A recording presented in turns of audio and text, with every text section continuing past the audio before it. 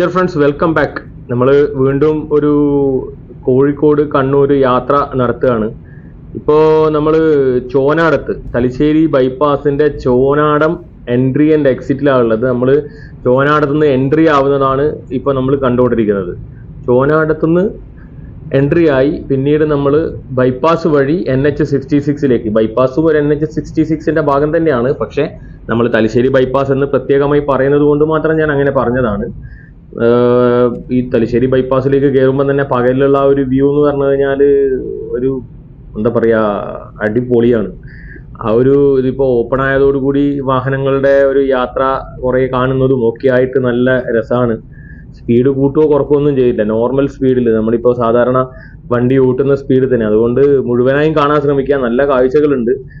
Drive ചെയ്ത് പോകുന്നത് മാത്രമാണ് ഇപ്പോൾ ഇതിൽ കൊടുത്തിട്ടുള്ളത്. അത്യാവശ്യം ഒരു കാറ് കടന്നു പോവാൻ ബേസിക്കലി 65 രൂപ വൺ സൈഡ് ആണെങ്കിൽ, 2 സൈഡ് ആണെങ്കിൽ അതൊരു 110 രൂപ എന്നുള്ള രീതിയിലാണ് എടുക്കുന്നത് ചാർജ്. എൻ്റെ വണ്ടി ഇങ്ങനെ ഇതിലേ കൂടി കടന്നു പോയിട്ടുണ്ട്. അപ്പോൾ അതിൻ്റെ അടിസ്ഥാനത്തിലാണ് എനിക്ക് മനസ്സിലാക്കാൻ സാധിച്ചത്. എന്തായാലും നഷ്ടമൊന്നുമില്ല. കാരണം എന്ന് വെച്ചാൽ നല്ലൊരു റോഡിൽ നമ്മൾ തലശ്ശേരി മാഹി ടൗണുകൾ കടക്കുന്നതിൻ്റെ ആ സമയം മുഴുവനായും നമുക്ക് കവർ ചെയ്തുകൊണ്ട് പോകാം. ഇപ്പോൾ ആംബുലൻസുകളുടെ ഉപയോഗമൊക്കെ കുറച്ചുകൂടി എളുപ്പമായിട്ടുണ്ട്. കാരണം ഇപ്പോൾ കണ്ണൂർ ടു കോഴിക്കോട് ആണ് കൂടുതൽ ആംബുലൻസുകൾ യാത്ര ചെയ്യുന്നത്. കാരണം കണ്ണൂർ ഹോസ്പിറ്റലുകളിൽ നിന്ന് കോഴിക്കോട് ഹോസ്പിറ്റലുകളിലേക്ക് ട്രാൻസിറ്റ് ചെയ്യുന്ന രോഗികൾക്ക് വളരെ നല്ല രീതിയിലുള്ള ഒരു ഉപയോഗമാണ് ഈ ഒരു തലശ്ശേരി മാഹി ബൈപ്പാസ്. കാരണം നമ്മളെ ഈ ഒരു മാഹി തലശ്ശേരിയിൽ നിന്ന് ചില ദിവസങ്ങളിൽ കടന്നു പോവുക എന്നുള്ളത് അതിഭയാനകമായ, എന്താ പറയുക, നമ്മൾ ആലോചിക്കുന്നതിലും അപ്പുറത്തിലുള്ള പ്രയാസകരമായ ഒരു അവസ്ഥയാണ്. അപ്പോൾ അത് മാറിക്കിട്ടിയിട്ടുണ്ട്. വളരെ നല്ല രീതിയിൽ നമുക്ക് കടന്നു പോകാൻ സാധിക്കുന്ന നല്ല ഭംഗിയുണ്ട് കാഴ്ചകൾ. അത് മാത്രമല്ല, നമ്മൾ ഗൾഫിലൊക്കെ നമ്മളിപ്പം വിദേശത്തൊക്കെ പോകുമ്പോൾ നമ്മൾ 5ഉം 6ഉം വരി കാണുന്നത് പോലെ തന്നെ 3 വരിയും ഉണ്ട് അവലുണ്ട്. അപ്പോൾ ആ 3 വരിയിലൂടെയാണ് നമ്മളിപ്പോൾ യാത്ര ചെയ്തുകൊണ്ടിരിക്കുന്നത്. വളരെ നല്ല സുഖകരമായിട്ട് ഇപ്പം എൻ്റെ വണ്ടി എനിക്ക് തോന്നുന്നു ഒരു 100 റേഞ്ചിൽ ഇങ്ങനെ ഓടിക്കൊണ്ടിരിക്കുകയാണ്. അപ്പോൾ ആ ഒരു കാഴ്ച ഞാനല്ല, വേറെ ആളാണ് ഓടിച്ചത്. അപ്പോൾ എന്തായാലും അവർക്ക് ആ ഓടിക്കുന്ന ആൾക്ക് വളരെ നല്ല രീതിയിലുള്ള ഒരു സുഖകരമായ യാത്ര ചെയ്യാൻ പറ്റുന്നുണ്ട് എന്നുള്ളതാണല്ലോ നമ്മളിപ്പോൾ കാണാൻ സാധിക്കുന്നത്.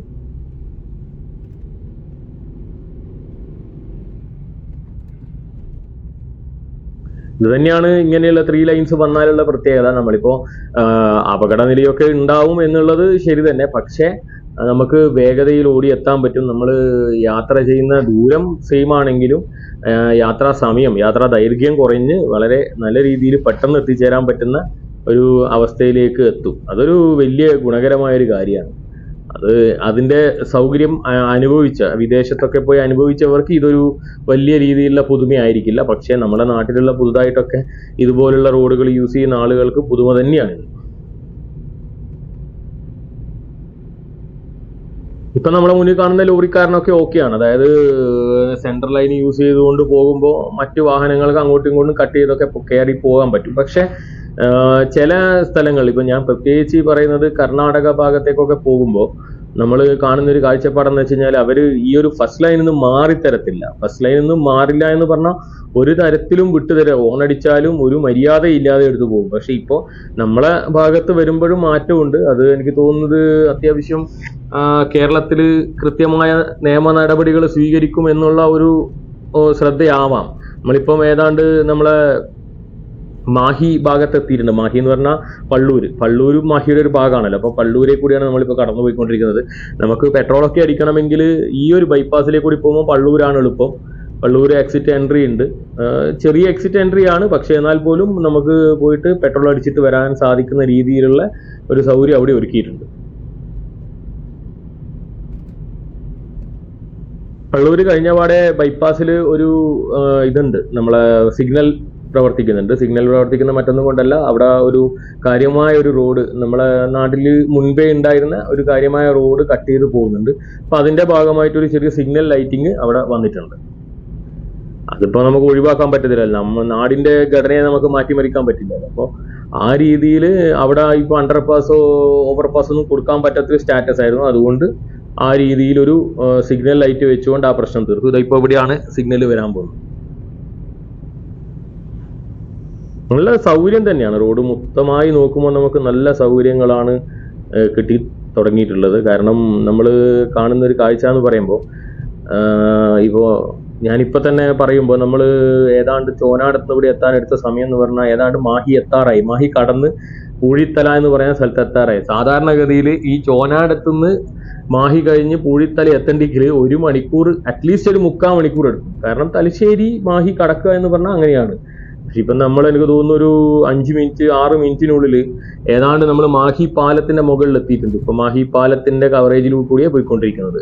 അപ്പോൾ മാഹി പാലത്തിന്റെ കവറേജിൽ എത്തി എന്ന് പറയുമ്പോൾ ഇനി ഒരു 2 മിനിറ്റും കൂടിയുള്ള യാത്രയേ ഉള്ളൂ. 7 മിനിറ്റിനുള്ളിൽ നമ്മൾ ആ ഭാഗം കവർ ചെയ്ത് എത്തിയിട്ടുണ്ട്.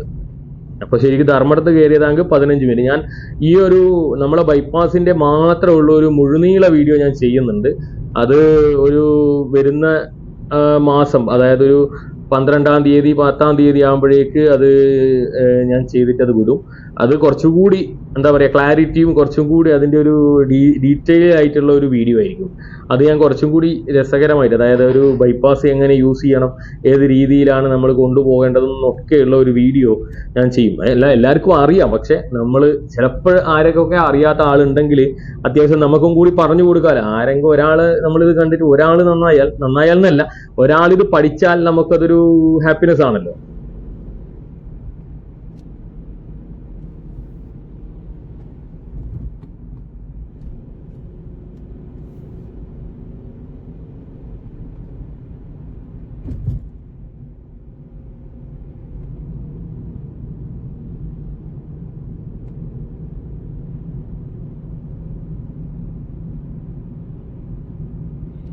ഇപ്പൊ ഈ ഒരു ദൂരം നമ്മൾ ഈ സമയം കൊണ്ട് ഓടിയെന്ന് വരുത്തുമ്പോൾ നമ്മൾ കണ്ണൂർ കോഴിക്കോട് റൂട്ടിലുള്ള യാത്രാ ദൂരം എനിക്ക് തോന്നുന്നു 1 മണിക്കൂറിന്റെ ഉള്ളിലായി ചുരുങ്ങും. അതായത് നമ്മൾ ബസ്സിലൊക്കെ പോകുമ്പോൾ 2 മണിക്കൂർ, കാറിലും പോകുമ്പോഴും 2 മണിക്കൂർ ഏതാണ്ട് എടുക്കുന്ന യാത്ര 1 മണിക്കൂറായി ചുരുങ്ങും എന്നുള്ളത് വലിയൊരു യാഥാർത്ഥ്യമാണ്. ആ യാഥാർത്ഥ്യത്തെ മറച്ചു പിടിക്കാൻ പറ്റത്തില്ല. അതൊരു അനുഗ്രഹവും കൂടിയാണ്. കാരണം ഇപ്പൊ രോഗികളെ പോലത്തെ ആളുകൾക്ക് അത്യാവശ്യം നമുക്ക് കോഴിക്കോടേക്കൊക്കെ ട്രാൻസിറ്റ് ചെയ്യണമെങ്കിൽ നമ്മൾ എത്രയോ സമയം എടുക്കുന്ന ഒരവസ്ഥ, അതിപ്പം നമ്മളെ ആംബുലൻസ് ആയാൽ പോലും പതുക്കെ പോകുന്ന ഒരു അവസ്ഥ നമുക്ക് ഉണ്ടായിട്ടുണ്ട്. പക്ഷെ ഇത് അങ്ങനെ ആയിരിക്കില്ല. ഇനി ഈ ഒരു ഇങ്ങനെയുള്ള ഒരു റോഡ് സിസ്റ്റം വരുമ്പോൾ നമുക്ക് കുറച്ചും കൂടി, കാരണം നമ്മുടെ നാട്ടിൽ ഓൾറെഡി നോർമൽ ആയിട്ട് റോഡ് സിസ്റ്റം ഉണ്ട്. ആ റോഡ് സിസ്റ്റം ഉള്ളത് കൊണ്ട് കുറേ വാഹനങ്ങളൊക്കെ, നാട്ടിലുള്ള ചുറ്റുവട്ട വാഹനങ്ങളൊക്കെ ആ റോഡിലൂടെയും, ഇത് മെയിനായിട്ട് ലോങ് റൂട്ട് പോകുന്ന, ഇപ്പൊ ഇത് വാഹനത്തിന്റെ അളവ് കുറവാണ്. അപ്പൊ ഇതുപോലെ തന്നെയായിരിക്കും ഈ ഒരു ബൈപ്പാസിൽ എപ്പോഴും ഉണ്ടാകുക. കാരണം ടോളും കൂടി കൊടുക്കേണ്ടത് കൊണ്ട് റിസ്ക് എടുത്തിട്ട് അധികം ഈ ചെറിയ ചെറിയ യാത്രക്കാരൊന്നും കയറത്തില്ല. അപ്പോൾ നമുക്ക് നല്ല രീതിയിലുള്ള യാത്രയും കിട്ടും.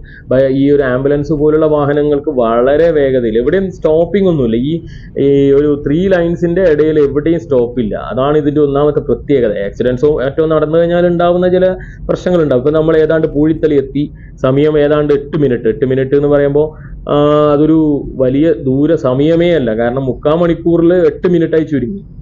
3/4 മണിക്കൂർ 45 മിനിറ്റ്സ് ആണ്, അതിൽ 8 മിനിറ്റ്. നമുക്ക് ലാഭം ഏതാണ്ട് 35 മിനിറ്റിന്റെ മേലെ ലാഭം. അത് ചെറിയ ലാഭമല്ല, 35 മിനിറ്റ് ആണ്. 35 മിനിറ്റ് എന്ന് പറയുമ്പോൾ ഒരു രോഗിയൊക്കെ കൊണ്ടുപോകുന്ന ഒരു അവസ്ഥയിലാണെങ്കിൽ അത് എൻറ്റയർലി ഡിഫറെന്റ് ആണ്. അപ്പൊ ആക്ച്വലി നമ്മൾ മനസ്സിലാക്കേണ്ട ഒരു കാര്യം എന്ന് പറഞ്ഞു കഴിഞ്ഞാൽ, നമുക്ക് കിട്ടാവുന്നതിൽ വെച്ച് ഏറ്റവും വലിയ ഒരു വികസനം എന്ന് പറയുന്നത് ഇതുപോലുള്ള 3 ലൈൻ റോഡ് തന്നെയാണ്. ഇപ്പൊ നമുക്ക് എവിടെയെങ്കിലും എത്തിച്ചേരാനും മറ്റുമൊക്കെ ഉപയോഗിക്കാൻ പറ്റുന്ന ഒരു റോഡ്, അത് വികസിച്ച് 3 വരിയായി. 1 വേ ഉള്ളത്, അല്ലെങ്കിൽ വൺ വേ ഉള്ളത് അത് 3 വരിയായി. അതും 2 വേ ലെവലിന് നല്ല അടിപൊളിയായിട്ട് എന്താ പറയുക, സെറ്റപ്പ് ആക്കിയിട്ട് എടുക്കുന്നത് അതൊരു വലിയ ഉപകാരം തന്നെയാണ്. ഇത് നടപ്പിലാവുമ്പോൾ ഏതൊരു എന്താ പറയുക, നമ്മളെ നാടിനുണ്ടാകുന്ന ഒരു മാറ്റം പോലെ തന്നെ നമ്മളെ നാട്ടിലും ഗംഭീരമായ ഒരു മാറ്റം ഉണ്ടാവും.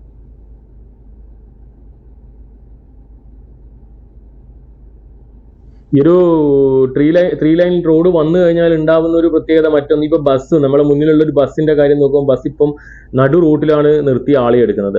അതൊന്നും ഉണ്ടാവില്ല. ഈ 3 ലൈനിൽ നിന്ന് പുറത്തിറങ്ങിയിട്ട് മാത്രമേ, അഥവാ 3 ലൈനിൽ കൂടി അവർ പോകുന്നുണ്ടെങ്കിൽ അതിൽ നിന്ന് പുറത്തിറങ്ങിയിട്ട് ഈ ഒരു സർവീസ് റോഡ് ഉണ്ടാവും. ആ സർവീസ് റോഡിൽ മാത്രമേ ബസ് നിർത്തി ആളെ എടുക്കാനും ഇറക്കാനും ഉള്ള സൗകര്യം ഒരുക്കുകയുള്ളൂ എന്നാണ് നമുക്ക് NH ഡിവിഷൻ അറിയാൻ പറ്റിയത്. ഇപ്പോൾ അത്യാവശ്യം കാസർഗോഡ് ഭാഗത്തൊക്കെ അത്യാവശ്യം ഈ ഒരു ബൈപ്പാസിന്റെ ഉള്ളിൽ തന്നെ കയറി ചെയ്യുന്ന ഒരു കാര്യം ഉണ്ടായിട്ടുണ്ട്.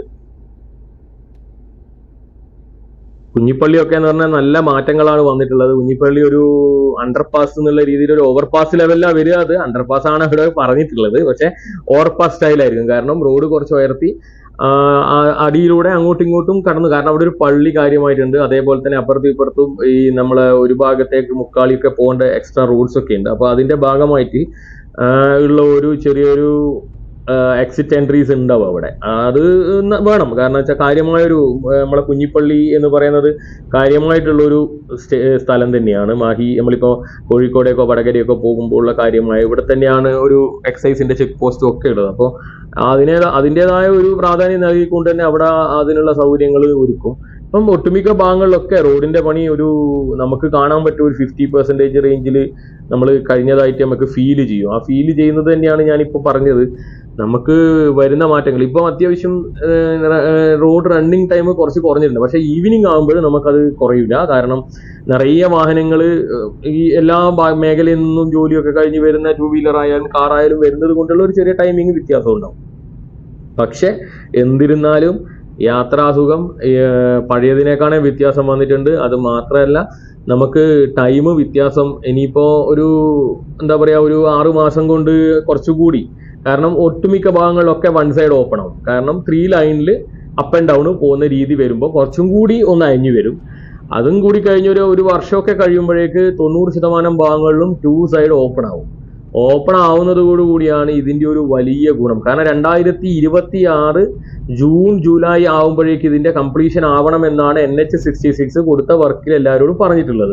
അപ്പൊ അതിന്റെ അടിസ്ഥാനത്തിൽ നമ്മളെ Uralungal cooperative society already works 75ഓളം തീർന്നു കഴിഞ്ഞു എന്നതാണ് നമുക്ക് അറിയാൻ പറ്റുള്ളത്. കാസർഗോഡുള്ള ആ ഒരു ഡബിൾ ഹൈവേ ഉണ്ടല്ലോ, അല്ല ഇത് എലിവേറ്റഡ് ഹൈവേ, അതായത് സിംഗിൾ തൂണിൽ 6 വരി പാത പോകുന്ന രീതിയിലുള്ള ഒരു എലിവേറ്റഡ് ഹൈവേ ഉണ്ട്. അതിന്റെ വർക്ക് ആണ് അവിടെ കുറച്ച് സ്ലോ അല്ല വർക്ക് നടക്കുന്നുണ്ട്. കാരണം അത് കുറച്ച് ഹൈ ലെവലിൽ, കാരണം 38ഓളം തൂണുള്ള ഒരു വർക്കാണ്. അപ്പൊ അതിൻ്റെതായ ഒരു സമയം എടുക്കുമല്ലോ അതിന്. അപ്പൊ അതുപോലെ തന്നെ ഈ ഭാഗത്തൊക്കെ മണ്ണടിച്ചിട്ടായാലും അല്ലെങ്കിൽ മണ്ണ് നീക്കിയിട്ടായാലും നല്ല രീതിയിലുള്ള മാറ്റങ്ങൾ വന്നിട്ടുണ്ട്. വടകര വരെയൊക്കെ നല്ല വ്യത്യാസം വന്നിട്ടുണ്ട്. വടകര കഴിഞ്ഞു കഴിഞ്ഞാൽ അവിടെ ഒരു പാലത്തിന്റെ വർക്കാണ് നടക്കുന്നത്. ആ പാലത്തിന്റെ വർക്കും ഏതാണ്ട് ഒരു വഴി എത്തിയിട്ടുണ്ട്. അടുത്ത വീഡിയോസിൽ അതുണ്ടാവും. അപ്പോൾ നല്ല നല്ല മാറ്റങ്ങളാണ് മൊത്തമായി നോക്കുമ്പോൾ നമ്മളെ നാട്ടിൽ. ഇതിപ്പോ ഈ പ്രത്യേകത എന്ന് പറയുമ്പോൾ നമ്മൾ ഓടുമ്പോൾ കയറ്റം ഉറപ്പോ നമുക്ക് ഫീൽ ചെയ്യാത്ത രീതിയിലാണ് ഒരു നിർമ്മാണം നടക്കുന്നത്. അതായത് നല്ല സ്റ്റീപ്പായിട്ടുള്ള, അതായത് നല്ല കുത്തനെയുള്ള കയറ്റങ്ങളും ഇറക്കങ്ങളും ഒക്കെ ഒഴിവാക്കി ഒരു ലെവലൈസ് ചെയ്തിട്ടാണ് ഈ ഒരു റോഡിന്റെ വർക്ക് നടന്നിട്ടുള്ളത്. ആ ഒരു റോഡിന്റെ വർക്ക് നടന്നിട്ടുള്ളത് കൊണ്ട് തന്നെ നമുക്ക് യാത്ര ചെയ്യുമ്പോൾ വലിയ രീതിയിലുള്ള കയറ്റങ്ങളോ ഇറക്കങ്ങളോ ഒന്നും ഫീൽ ചെയ്യത്തില്ല. അതുകൊണ്ട് തന്നെ വണ്ടിയുടെ മൈലേജ് കാര്യങ്ങളൊക്കെ വർദ്ധിക്കും. അതുപോലെ തന്നെ വണ്ടിയുടെ പെർഫോമൻസ് കാര്യങ്ങളൊക്കെ നല്ല രീതിയിൽ തന്നെ നമുക്ക് കിട്ടുകയും ചെയ്യും. എത്ര ചെറിയ വണ്ടി ആയാലും നമുക്ക് നല്ല രീതിയിൽ ഈ ഒരു ഹൈവേയിൽ നമുക്ക് ലോങ് റൂട്ടൊക്കെ എടുത്തു പോകാനുള്ള സൗകര്യം ഉണ്ടാവും. അത് സൗകര്യം ഉണ്ടാവുന്നല്ല, ഓൾറെഡി നമ്മൾ അതെല്ലാം എടുത്തു പോകുന്നതാണ്. പക്ഷെ കുറച്ചും കൂടി എളുപ്പമാകും അത്. കാരണം വലിയ രീതിയിലുള്ള കയറ്റങ്ങളും വളവുകളും ഒക്കെ ഒഴിവായി നല്ല രീതിയിലുള്ള യാത്ര, അതായത് ക്ഷീണം കുറഞ്ഞിട്ടുള്ള ഡ്രൈവ് ആയിരിക്കും നമുക്ക് കിട്ടാൻ പോകുന്നത്. അപ്പോൾ അതൊരു വലിയ ഗുണം തന്നെയാണല്ലോ. മാത്രമല്ല നമ്മളിപ്പോ ഈ ഒരു ബൈപ്പാസ് അല്ല ഹൈവേയെ പറ്റി പറയുമ്പോൾ ഏതാണ്ട് 20-25ഓളം വർഷമായി നമ്മൾ കാത്തിരിക്കാൻ തുടങ്ങിയൊരു ഹൈവേ ആണ്. സ്ഥല ഏറ്റെടുപ്പിന്റെ ഭാഗമായി ഇരു സർക്കാരുകളും തടഞ്ഞു വെച്ചത്, അതായത് വേണ്ട, ഇത് ജനങ്ങൾക്ക് ഉപകാരപ്രദമാകുമെങ്കിലും അത് ഭരണത്തെ ബാധിക്കുമെന്ന് പറഞ്ഞ് മാറ്റിവെച്ചത് ഇപ്പോഴത്തെ സർക്കാർ അതിശക്തമായി നടപ്പിലാക്കുന്ന സമയങ്ങളിൽ ചെറിയ ബുദ്ധിമുട്ടുകളും വിഷമങ്ങളും നേരിട്ടുവെങ്കിലും ഇനി അങ്ങോട്ട് ഈ ഒരു ഭരിക്കുന്ന സർക്കാരിന് ഇതൊരു പൊൻതൂവലായിരിക്കും. കാരണം എന്ന് വെച്ചാൽ അത്രയും അടിപൊളി ഒരു വർക്കാണ് ഇപ്പൊ നടന്നുകൊണ്ടിരിക്കുന്നത്. അപ്പൊ അതിന്റെ അടിസ്ഥാനത്തിൽ പറയുമ്പോൾ വലിയൊരു കാര്യം തന്നെയാണ്. ഇതിന്റെ അടുത്ത പാർട്ട് അടുത്ത ദിവസങ്ങളിൽ തന്നെ വരും. അപ്പൊ എല്ലാവരും സ്റ്റേ ട്യൂൺ, സബ്സ്ക്രൈബ് ചെയ്യുക, കൂടെ. Okay, thank you.